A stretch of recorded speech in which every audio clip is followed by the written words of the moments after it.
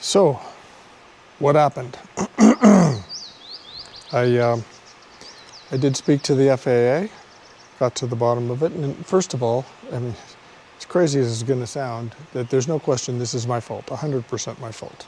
But one of those examples that Juan Brown uses were holes in the Swiss cheese, but fortunately for me, this is all on the ground and not something that happened in the air.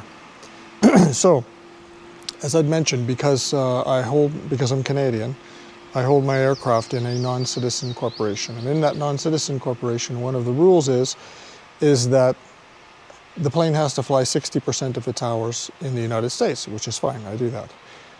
And to validate that, there's a form that they send you every 6 months, and you fill this out, and you basically attest to one of two things. Either your plane spends all of its time in the US in that period, or part of its time. And if so, how many hours in the US and how many outside the US.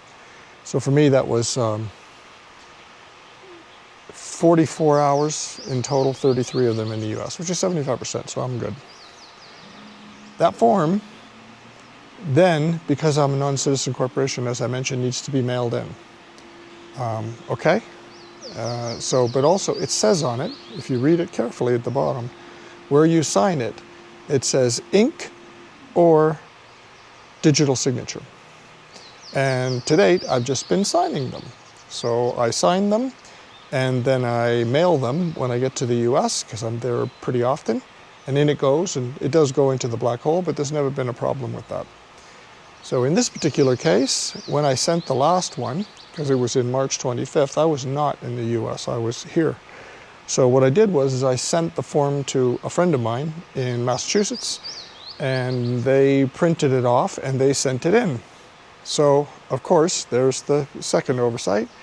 So it gets received, the person who receives it notices that it's a copy and not a digitally signed or an originally signed document. So that's problem number one. So then what they do is they send a notice to my address of registration for the plane of this problem, and that I need to rectify it or it's going to be invalidated. Well, of course, I don't see this because they send it to Delaware. Now, normally the folks in Delaware are very diligent in forwarding any mail that arrives, but if they're going to miss one, of course, this is the one that they missed, and I didn't know about it. So that brings us to last Friday, when I get to Texas and find out that my registration is invalid, and this is the reason. So I did talk to them. They can't just turn it back on again. I had to fill out another form that is to re-register the aircraft, which I guess is the vehicle they use to turn it back on again. And then, of course, I had to spend, $300 on Adobe so that I could buy the software that allows you to digitally sign that. And they gave me an email address that I could mail that to, which I did. So I'm going to have to wait a week or so, and I'll see what happens to see whether it confirmed that they got it. Because I said that to him, like, what am I going to do? He said, well, call back in a week and see if it's been accepted and if it's been processed. I also submitted another change of address to make a mailing address so that anything that goes to Delaware gets sent to my place in Raleigh, and then at least I'll see it from there. So that's what happened. Again, my fault, totally.